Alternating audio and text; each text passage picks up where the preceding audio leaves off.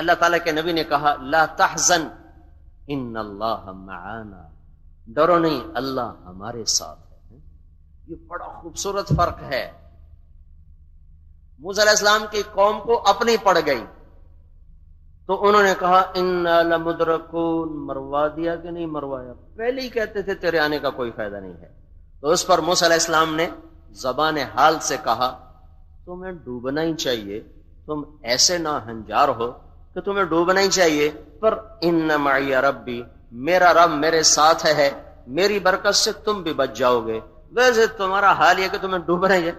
9 معجزے دیکھ چکے تھے، 9 معجزے، بڑے بڑے معجزے دیکھے، اور وہ ڈنڈا بھی ابھی ہاتھ میں ہے جس سے باطل ٹوٹا تھا، جادو ٹوٹا تھا، اور ہر قدم پہ اللہ کی مدد کو بھی دیکھا۔ پھر اور موسیٰ علیہ السلام کی جان توڑ محنت دیکھی، پھر بھی موسیٰ علیہ السلام کو چھوڑ کے اپنی پڑ گئی۔ موسیٰ علیہ السلام کا فکر ہی نکل گیا اور اپنے فکر میں پڑ گیا، مروا دیا۔ ان لمدرکون میں اتنی طاقت ہے کہ بس اب کوئی راستہ نہیں ہمارے نکلنے کا، تیرے پیچھے چل کے ہمیں کچھ نہ ملا۔ گلے اور شکووں سے بھرا ہوا یہ جملہ ہے۔ اس پر موسیٰ علیہ السلام نے غصے سے کہا اصل تو یہ تھا کہ تم ڈوب ہی جاتے، لیکن میری برکت سے بچ جاؤ گے کہ میرا رب میرے ساتھ ہے۔ قوم کو اپنی پڑ گئی، اور جب قریش کے قدموں کی آہٹ سنی تو ابو بکر کو حضور کی پڑ گئی، اپنی نہیں پڑی، حضور کی پڑ گئی۔ اس لیے وہاں لا تخف کی بجائے لا تحزن کا لفظ ہے۔ اگر ابو بکر کو اپنی جان کا خوف پڑتا تو پھر قرآن میں آتا لا تخف، ابو بکر ڈر نہ کر اپنی موت کا۔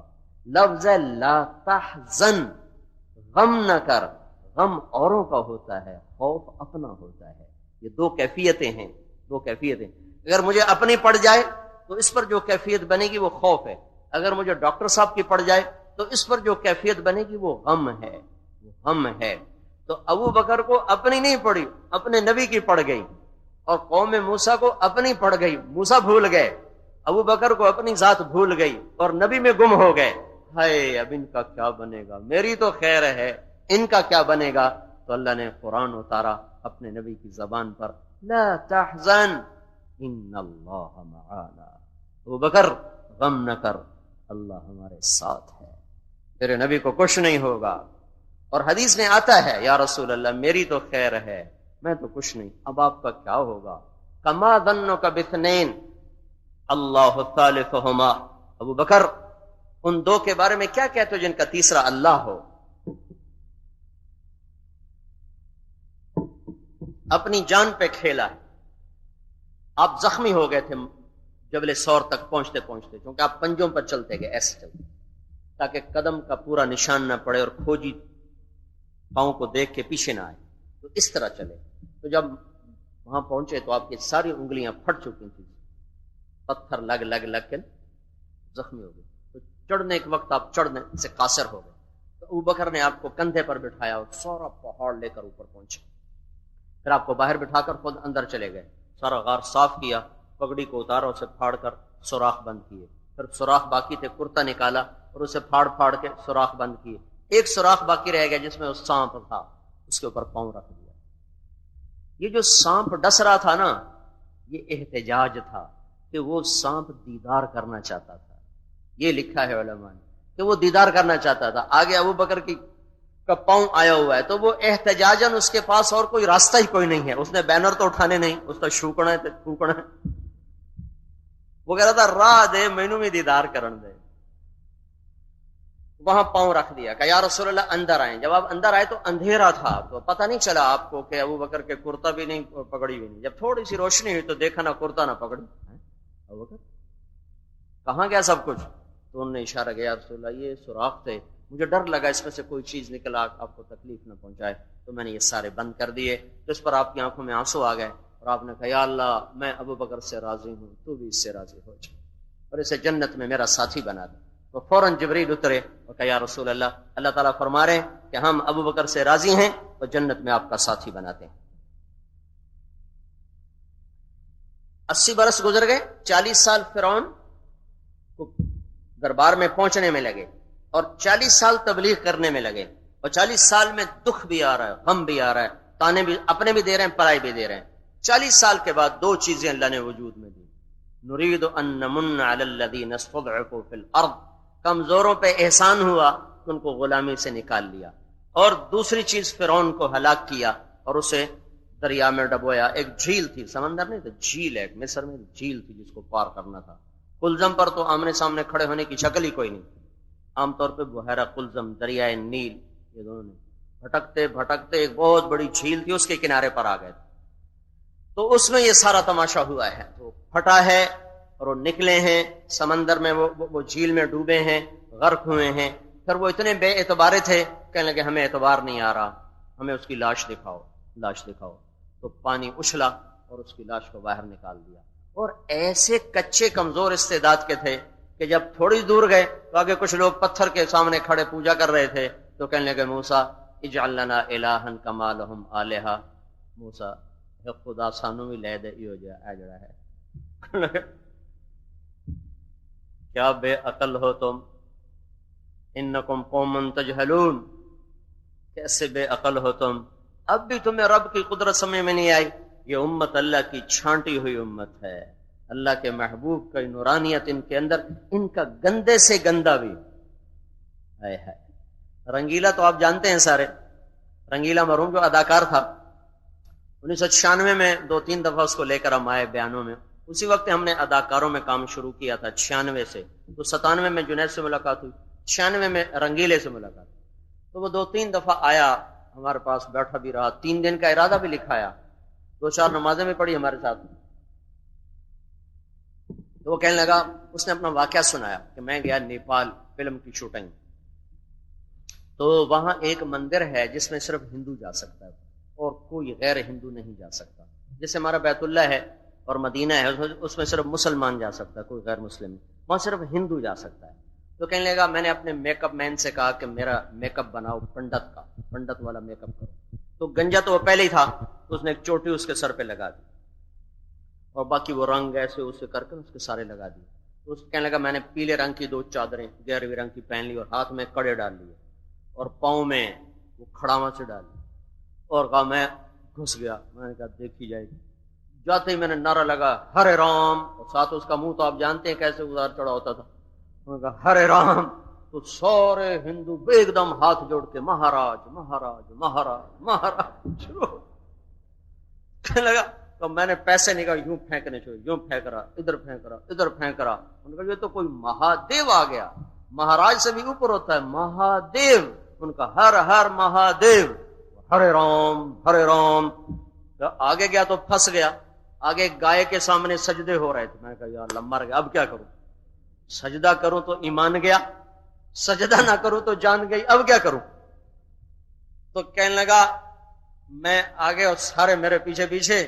جب میں قریب گیا میں کہا یا اللہ اے میں تینوں سجدہ کرتا پیا، گان کوئی نہیں. اللہ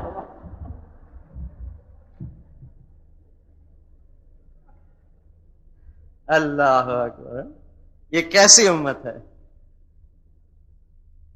اتنے تھکے ہوئے ایمان والا بھی کہتا نہیں نہیں اللہ تجھے سجدہ کرو، گائے کو نہیں کر رہا ہوں. اور وہ 2 نبی دائیں بائیں ہیں وہ کہہ رہے ہیں خدا سانو بھی لے دے ہو جائے. بگڑے ہوئے مسلمانوں کے لیے اللہ کا قانون ہلکے ہلکے جھٹکے دینے کا ہے، اور صرف نماز سے مسئلہ حل نہیں ہوگا. اور جن باتوں کی طرف اشارہ کر رہے تھے ڈاکٹر صاحب کہ عہد و پیمان نہیں ہے، وفا نہیں ہے، دیانت نہیں ہے، اخلاق نہیں ہے، یہ مشکل کام ہے. نماز کے لیے تو 10 منٹ دکان سے اٹھا، 1 لوٹا پانی سے وضو کیا اور جا کے کھڑا ہو گیا. اور جن چیزوں میں اس کو چلنا ہے وہاں مال قربان ہوتا ہے، عزتیں قربان ہوتی ہیں. وہ مشکل کام ہے، وہ تربیت کے بغیر ہو نہیں سکتا، وہ سیکھنا پڑے گا. تو اب یہ 3 طبقے ہیں. پکے کافر، اس کا تھوڑا سا میں نے آپ کو بتایا، پکے مسلمان اس کا ہی بتایا، میرے آپ جیسے کچے مسلمان. ہمیں تربیت کے مراحل سے گزرنا پڑے گا، تب اللہ کا نظام ہم سے ہٹے گا. یہ سنت اللہ کی یہی ہے. باقی وہ جب چاہے جو چاہے کر دے تو اس کا اپنا اختیار ہے، لیکن سنت اللہ یہی ہے. سنت اللہ یہی ہے کہ عبادات ایک چھوٹا سا پرچہ ہے، اس میں اخلاق، معاملات، معاشرت، عدالت، سیاست، حکومت، ایک ریڑھی والے سے لے کر صدر تک شریعت ہی شریعت ہے. اس سب میں معاملات میں، اخلاق میں بہت بڑا ایمان چاہیے. اللہ تعالیٰ ایک جگہ کہتا ہے فَلَقْتَحَمَ الْعَقَبَةَ وَمَا أَدْرَاكَ مَا الْعَقَبَةُ فَكُّ رَقَبَةٍ أَوْ إِطْعَامٌ فِي يَوْمٍ ذِي مَسْغَبَةٍ يَتِيمًا ذَا مَقْرَبَةٍ وَمِسْكِينًا ذَا مَتْرَبَةٍ ثُمَّ كَانَ مِنَ الَّذِينَ آمَنُوا وَتَوَاصَوْا بِالصَّبْرِ وَتَوَاصَوْا بِالْمَرْحَمَةِ أُولَئِكَ أَصْحَابُ الْمَيْمَنَةِ. اللہ تعالیٰ پیچھے سے بات کرتا ہے أَلَمْ نَجْعَلْ لَهُ عَيْنَيْنِ وَلِسَانًا وَشَفَتَيْنِ وَهَدَيْنَاهُ النَّجْدَيْنِ. دو آنکھیں دی تمہیں, ہونٹ دیے, زبان دی, وجود دیا. فَلَقْتَحَمَ الْعَقَبَةَ, تو نے گھاٹی کو عبور کیوں نہ کیا؟ تو نے گھاٹی کو چھلانگ لگا کے پار کیوں نہ کیا؟ دشوار گزار گھاٹی کو عربی میں عقبہ کہتے ہیں. یہ ایک بڑی, میں کافی دن سوچتا رہا. اللہ نے جہاد کو عقبہ نہیں کہا, قتال کو عقبہ نہیں کہا, تبلیغ کو عقبہ نہیں کہا, علم کو عقبہ نہیں کہا, نماز کو, تہجد کو, ذکر کو, تلاوت کو, حج کو, عمرے کو, تسبیح کو, مراقبے کو, یہ جتنی عبادات کی شکلیں ہیں ان میں سے کسی ایک کو اللہ نے عقبہ, دشوار گزار گھاٹی نہیں کہا. اور جہاں بندے کا بندے سے معاملہ ہے اس کو کہا ہے عقبہ. عقبہ پھر کہا وما ادراک ما العقبہ, تمہیں خبر بھی ہے کہ وہ گھاٹی کیا ہے؟ یہ وما ادراک کا لفظ قرآن میں بڑی اہمیت کو بتانے کے لیے آتا ہے. وما ادراک ما القارعہ, وما ادراک ما الحاقہ, وما ادراک ما یوم الدین, وما ادراک ما لیلۃ القدر. اس میں آپ دیکھو یہ کتنے عظیم چیزیں ہیں جن کے لیے ما ادراک لفظ آیا ہے. یہاں اس گھاٹی کو اللہ کہتا ہے وما ادراک ما العقبہ, کچھ خبر ہے وہ دشوار گھاٹی کیا ہے؟ کہ نہیں, کہ وہ میرے بندوں کی خدمت ہے. ساری کا ترجمہ خلاصہ, وہ میرے بندوں کی خدمت ہے. وہ یتیم کو کھانا کھلانا ہے, وہ مسکین کا حال پوچھنا ہے, وہ رشتہ داروں سے حسن سلوک ہے. یہاں آ کے سوئی پھنسی ہوئی ہے اور اس کو اللہ عقبہ کہہ رہا ہے کہ یہ ہے ہی مشکل, یہ ہے ہی مشکل. اس کے لیے بڑا ایمان چاہیے, لوگوں کے سامنے بچھنا اور خدمت کرنا. پھر یہ خدمت تب قبول ہوگی جب ساتھ ایمان بھی ہوگا اور عمل بھی ہو. ثم كان من الذين آمنوا, ایمان بھی ہو, وتواصوا بالصبر وتواصوا بالمرحمہ, اور ساتھ ایمان کی دعوت بھی ہو, تو پھر یہ عمل قبول ہوگا. یہ بات اس لیے اللہ نے کہی ہے کہ یہ بات ذہنوں سے نکل جائے کہ حقوق العباد پورے کرو, حقوق اللہ کی خیر ہے. یہ بات ذہنوں سے نکل جائے, نہیں دونوں لازمی پیپر ہیں. اور یہ بات ذہنوں سے نکل جائے کہ کافر نے بھی تو ہسپتال بنائے, ان کو کوئی صلہ نہیں ملے گا. کتنے لوگوں نے مجھے کہا گنگا رام دوزخ میں جا سکتا ہے؟ کبھی نہیں جا سکتا. گنگا رام جنت میں جائے گا, اس نے ہسپتال بنایا. گلاب دیوی جنت میں جائے گی, اس نے ہسپتال بنایا. تو ان کو یہ بات سمجھائی گئی ہے کہ یہ خدمت تب قبول ہوگی جب ایمان بھی ہوگا. یہ فیصلہ تو میرے اللہ نے کرنا ہے, میرے ہاتھ میں تو ہے نہیں ترازو. جنت اور جہنم کا نظام تو میرے اللہ نے بنایا ہے. وہ یہ کہہ رہا ہے ان اللہ لا یغفر ان یشرک بہ ویغفر ما دون ذلک لمن یشاء, شرک معاف نہیں کروں گا, اس کے ساتھ ہر نیکی برباد ہو جائے گی. شرک نہ ہو, کلمہ ایمان ہو دل میں, پھر ایک نہ ایک دن ضرور معاف کروں گا, چاہے فوراً کر دوں, چاہے کچھ سزا دے کے معاف کروں. تو یہ اس بات کو واضح کیا گیا ہے. ایک دفعہ ایک آدمی نے میرے ساتھ اتنی بحث کی کہ میری سمجھ میں تو نہیں آتا کہ گنگا رام دوزخ میں چلا جائے, میری سمجھ میں تو نہیں آتا گنگا رام دوزخ میں چلا جائے اور گلاب دیوی چلی جائے. میں نے کہا آپ کی سمجھ میں نہیں آتا تو اس میں میرا کیا قصور ہے بھائی؟ مجھے تو کوئی میں آخیا آخنا لا میں تو میرا گریبان میں کوئی آخیا, میرا رب آخی جانا ان اللہ لا یغفر ان یشرک بہ, میں مشرک کو معاف نہیں کروں گا. تو اللہ سے ٹکر لے لینا, کہہ دینا اللہ یہ تو کی قانون بنایا. اس دن اللہ سے خود بات کر لینا, میرے کو تم پیچھے پڑ گئے. جن چیزوں کی اس وقت گھروں میں فقدان ہے, محبت نہیں, ماں باپ کی اطاعت نہیں, مہر و وفا نہیں, بازاروں میں دیانت نہیں, عدالت میں انصاف نہیں, حکمرانوں میں مہر نہیں, رحم نہیں, اور دفاتر میں وہ آنے والے کے لیے سوائے پریشانی اور ہلاکت کے کچھ نہیں.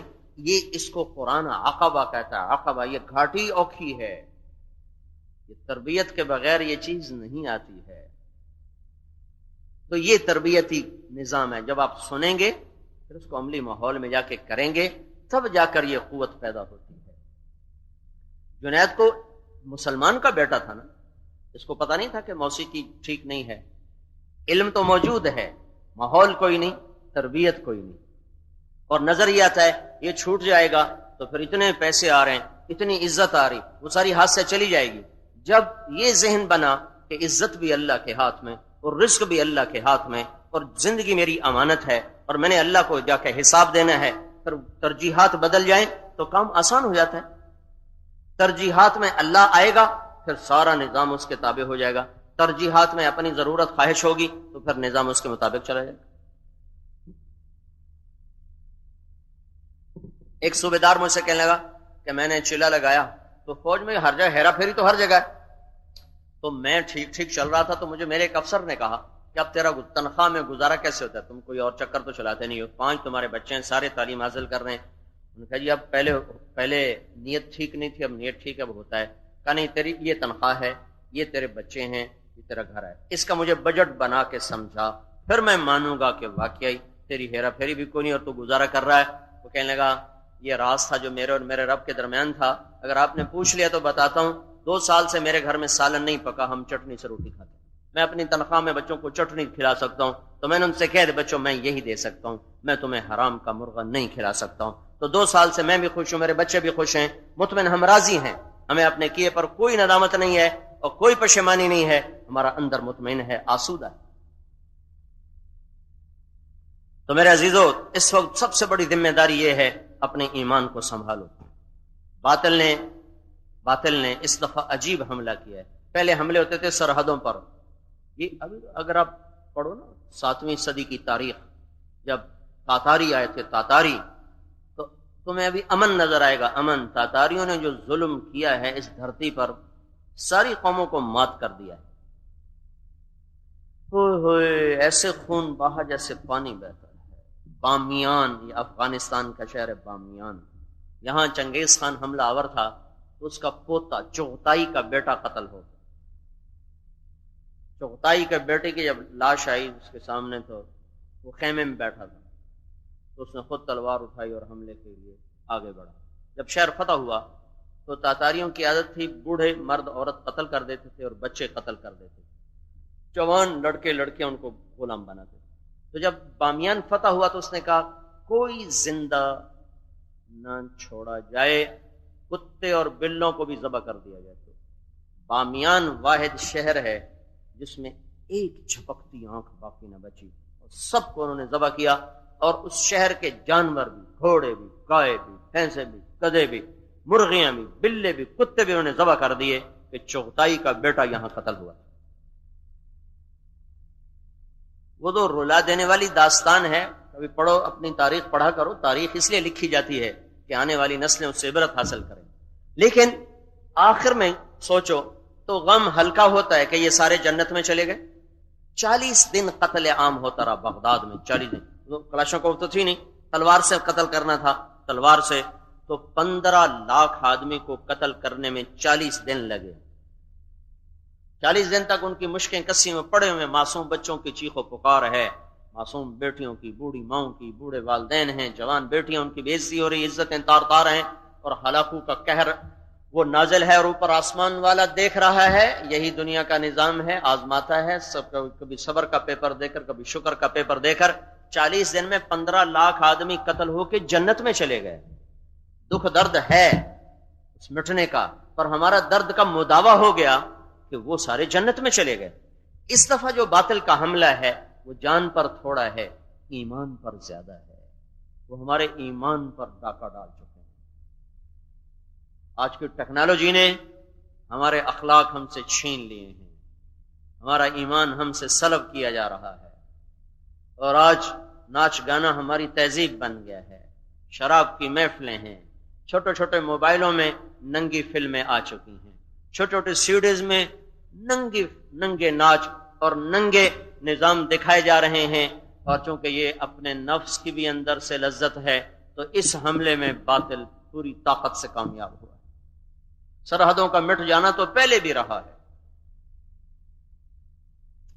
1200 صدی اور 656 عیسوی، 656 عیسوی میں 656 صدی میں اور 1250 اس میں عیسوی میں صرف مصر باقی بچا تھا اور باقی ساری اسلامی سلطنت دھڑم زمین پہ آ چکی تھی. کچھ باقی نہیں بچا تھا سوائے مصر کے. لیکن اللہ نے اس دین کو باقی رکھنا ہے. پھر مصر سے اللہ تعالیٰ نے پھر سے بات کو اٹھایا اور رکن الدین بیبرس نے 40 برس کے بعد ہلاکو خان کے لشکر کو عین جالوت میں 27 رمضان کو ان کے آپس میں ٹکر ہوئی ہے. اور اس میں پہلی دفعہ ہلاکو کا جو لشکر تھا، ہلاکو خود موجود نہیں تھا، اس کا بھائی منگو خان مر گیا تھا. تو تاتاری قانون تھا کہ جب خاقان مرے تو ہر تاتاری وہاں پہنچے. قراقرم میں، قراقرم کا شہر ساری دنیا کا خون بہا کے آباد کیا گیا اور صرف 110 سال 1210 میں اس کی بنیاد چلی اور 1310 میں 30 میں چین نے حملہ کر کے قراقرم کو ایسے صفحہ ہستی سے مٹا دیا کہ اس صحرا میں ایک پتھر ہے، اس پر ایک کچھوا بیٹھا ہوا ہے. بس وہ ایک کچھوا نشانی ہے کہ یہاں کبھی چنگیز خان کا پایا تخت ہوتا. ختم. بغداد موجود ہے، بامیان موجود ہے، سمرقند موجود ہے، بخارا موجود ہے، جہاں خون ہی خون بہایا گیا تھا. ہلاکو نے کہا تھا میں نے آج بغداد کو صفحہ ہستی سے مٹا دیا ہے، یہ پھر کبھی نہ ابھرے گا.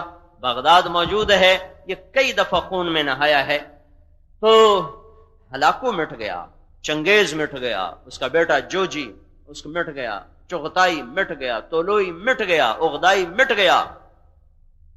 تاتاری سارے مسلمان ہو گئے سوائے ایک نسل کے جو چین چلی گئی تھی. قبلائی خان کی نسل جو چین شفٹ ہوئے وہ نہیں ایمان لائے، باقی ساری چنگیز کی نسل مسلمان ہوئی. تو اللہ تبارک و تعالیٰ کا نظام چلا. رکن الدین بیبرس کے ذریعے سے عین جالوت پر ہلاکو چلا گیا، واپس پیچھے لشکر چھوڑ گیا. اس کا سپہ سالار تھا کتبوغا. ہلاکو نے ظلم اس لیے بھی زیادہ کیا، ہلاکو کی بیوی تھی، وہ تھی دوقوزہ، وہ تھی عیسائی، اور اس کا جو سالار تھا کتبوغا وہ بھی تھا عیسائی. انہوں نے اس کا دوقوزہ کا گرجا ساتھ ساتھ چلتا تھا، پہیے لگے تھے، وہ اس کے ساتھ ساتھ چلتا تھا. جہاں وہ پڑاؤ ڈالتے وہاں وہ گرجا بھی ہوتا، وہاں بندگی بھی ہوتی. تو بیوی اور سالار نے مل کر ہلاکو کو ابھار کے مسلمانوں کے خون بہانے پہ آمادہ کیا. لیکن عین جالوت میں جب وہ چلا گیا تو رکن الدین بیبرس نے حملہ کیا ہے تو کتبوغا پکڑا گیا، تو لشکر پکڑا گیا ہے. اور اللہ تعالیٰ نے پھر مصر سے بات کو اٹھایا. اور عین اس وقت جب ہلاکو خان مصر پر حملے کی تیاری کر رہا تھا تو مصر میں اتنی طاقت نہیں تھی کہ ہلاکو کا مقابلہ کرتے. اللہ نے ہلاکو کے چچا کے بیٹے کو ہدایت دے دی، برکا خان. چنگیز کا سب سے بڑا بیٹا جوجی، اس کا بیٹا تھا اباقا، اس کا بیٹا تھا برکا. اور ادھر تولوئی، اس کا بیٹا تھا ہلاکو. اور اوپر سے جوجی کا پوتا برکا، یہ دونوں کا ایک زمانہ ہے. تو سمرقند کے تاجروں کی توفیل برکا خان مسلمان ہوا. جب ہلاکو نے مصر پہ حملے کے لیے لشکر نکالا تو رکن الدین بیبرس نے برکا خان کو خط لکھا کہ اپنے بھائی کو روکو، تم بھی مسلمان میں بھی مسلمان. تو برکا خان نے ہلاکو سے کہا کہ تم حملہ نہ کرنا ان پر، میں مسلمان ہو چکا ہوں. تو اس نے اس کو خط لکھا کہ تم نے چنگیز خان کا قانون نہیں پڑھا ہوا. چنگیز خان نے لکھا ہے کہ 2 تاتاری تلواریں آپس میں نہیں ٹکرانی چاہیے. تو اس کا جواب برکا خان نے دیا وہ بھی کافر تھا، تو بھی کافر ہے، میں مسلمان ہو چکا ہوں، میری تلوار نکلے گی تیرے خلاف اگر تو نے مصر پر چڑھائی کی. تو یہ پہلی دفعہ زندگی میں 60 برس کے بعد 2 تاتاری لشکر آمنے سامنے ہوئے، جس میں نہ کسی کو فتح ہوئی نہ کسی کو شکست ہوئی. دونوں لشکر لڑ کے تھک کے واپس لوٹ گئے. لیکن ہلاکو کی طاقت کو زوال آ گیا اور اسی لڑائی میں اس کا گھوڑا وہ اپنے گھوڑے سے گرا ہے اور اس کا پاؤں رکاب میں پھنس گیا. وہ گھوڑا اس کو بھگاتا دور تک لے گیا. اس کا سر پتھروں سے ٹکراتے انہی زخموں میں وہ تاب نہ لا سکا اور کچھ عرصے کے بعد 42 سال کی عمر میں وہ جہنم واصل ہوا ہے. تو اس وقت سب سے بڑی جلغار یہ ہے کہ انہوں نے ہماری بیٹیوں کو سٹیج پہ نچا دیا ہے، نوجوانوں کے ہاتھ میں گٹار پکڑا دیے ہیں اور ساری محفل رقص کر رہی ہے. یہ اس میں اگر ہم مرتے ہیں تو جہنم ہے. وہ جو ان کی تلواروں سے مرے وہ تو جنت میں گئے، جو بموں سے مرے وہ جنت میں گئے. لیکن اس حملے کا توڑنا استادوں کے پاس ہے نہ ماں باپ کے پاس ہے. تو تم خود ہمت کرو گے تو ہوگا. اپنے ایمان کو پہچانو، اپنی اقدار کو پہچانو. یہ میٹھا زہر ہے جو تمہیں زہر آلود کر کے ساری زندگی کو خراب کر دے گا. جس قوم میں موسیقی پھیل جائے وہ قوم ہلاک ہو جاتی ہے. اس وقت ساری دنیا ہلاکت پر آ چکی ہے، ساری دنیا، کسی وقت بھی کچھ ہو جائے گا. چونکہ میں نے دیکھا کہ جتنا عذاب لوط علیہ السلام کی قوم پہ آیا ہے اتنا کسی قوم پہ نہیں آیا. اور لوط علیہ السلام کی قوم پہ 5 عذاب آئے. دنیا کا سب سے بڑا کافر فرعون ہے جس نے کہا میں ہی رب ہوں. یہ دعویٰ کسی نے نہیں کیا. فرعون نے کہا میں ہی رب ہوں. اللہ نے پانی میں ڈبویا بس. اور لوط علیہ السلام کی قوم نے وہ گناہ کیا جو کبھی کسی نے کیا نہیں تھا، اور فحاشی اور بے حیائی میں دلیر ہو گئے، ڈھیٹ ہو گئے. 5 عذاب اکٹھے. یا پھر شعیب علیہ السلام کی قوم پہ 3 عذاب آئے ہیں. وہ آئے تھے ان کی کھوٹ کی وجہ سے، ملاوٹ کی وجہ سے. انہوں نے ساری منڈی کو خیانت سے بھر دیا تھا تو اللہ نے 3 عذاب. یا بے حیا مارے جاتے ہیں یا بددیانت مارے جاتے ہیں. تو اس وقت دونوں چیزیں عروج پر ہیں. بددیانتی بھی عروج پر ہے، بے حیائی بھی عروج پر ہے. کسی وقت بھی کچھ ہو سکتا ہے. ہم اس کشتی پر سوار ہیں جس کے پیندے میں سوراخ ہے، بادبان تار تار ہیں اور موجیں طوفانی ہیں اور ملا چھوڑ چکے ہیں. تو اس وقت میں بھی اگر بیدار نہ ہوئے تو اور کون سا لمحہ ہوگا جب آنکھیں کھولیں گے. تو میرے عزیزو، یہ موسیقی کی سرتال اور یہ بے حیائی، یہ فحاشی، یہ بے پردگی، یہ تھوڑی دیر کا سامان ہے. پھر سوائے مجھے نام بھول گیا، ایک نوجوان ایسی جنید طرح لمبا قد خوبصورت آیا میرے پاس رائمنڈ، کہنے لگا جی میں بھی موسیقی چھوڑنا چاہتا ہوں. آپ نے جنید کو کیا سکھایا تھا مجھے بھی سکھاؤ، میں اس زندگی سے تنگ ہوں. میں نے کہا میں نے تو کچھ بھی نہیں سکھایا تھا، ایک ماحول میں جانے کی ترغیب دی تھی. میرے پاس اگر میرے ہاتھ میں ہدایت ہوتی تو میرے سارے رشتہ دار ہدایت پر ہوتے. ہدایت تو دینے والا اللہ ہے، ذریعہ کوئی بن جاتا ہے. یہ تبلیغ کا کام ہو رہا ہے، تم اس میں وقت لگاؤ تو اللہ تمہیں بھی وہ کچھ دے دے گا جو اس کو ملا ہے. ملک سجاد صاحب یہاں ان کا اسکول ہے، وہ میرے بچے وہاں پڑھتے رہے پرائمری تک. تو ابھی حج میں میرے ساتھ تھے، کہنے کے جی ماں باپ میرے پاس آتے ہیں جی ہم عاجز ہیں، ہمارے بچے ہماری نہیں مانتے ہیں، آپ ان کو سمجھاؤ. وہ کہنے کہ ہم بھی عاجز ہیں، ہم کیا کریں کہ اس دفعہ وار ہی ایسا ہوا ہے کہ اس کا حل نظر نہیں آ رہا. حل اس کا ایک ہے کہ اللہ سامنے ہو، آخرت سامنے ہو، جنت سامنے ہو. مجھے جنید نہیں بتایا کہ ہمارا گانا ہوتا ہے 3 منٹ کا، 3.5 منٹ کا، میکسیمم کوئی سننا چاہے 5-6 منٹ، اس سے لمبا نہیں بناتے، لوگ سنتے نہیں ہیں. میں کہا جنت کا سب سے چھوٹا گانا 70 سال کا ہوگا، اور اللہ اعلان کرے گا وہ کہاں ہیں جو دنیا میں گانے نہیں سنتے تھے، آج ان کو جنت کا سنایا جائے گا. پھر وہ گانا تو کچھ نہیں ہے. اللہ پوچھے گا کیسا، وہ حوریں گائیں گی، حوریں مل کر. تو اللہ پوچھے گا کیسا ہے، کہیں گے بڑا اچھا. پہلے اعلان ہوگا، ہاں فیصلہ آباد، یہ فیصلہ آباد ویسے اضافہ کر رہے ہیں، جو فیصلہ آباد میں گانا نہیں سنتے تھے آگے آ جاؤ. تو کیا حال ہوگا ان کا جو محروم ہو جائیں گے اس محفل میں. تو اس نے سچ ہی کہا، جب گانے والے توبہ کر کے تم سننے والے بھی توبہ کرو. تو اللہ تعالیٰ پوچھیں گے کیسا پایا، کہیں گے بڑا زبردست. اللہ کہیں گا اس سے اچھا سناؤں. تو اللہ کہے گا داؤد علیہ السلام سے آؤ ممبر پر آؤ اور ان کو سناؤ. داؤد علیہ السلام کہیں کہ میری آواز تو دنیا میں تھی.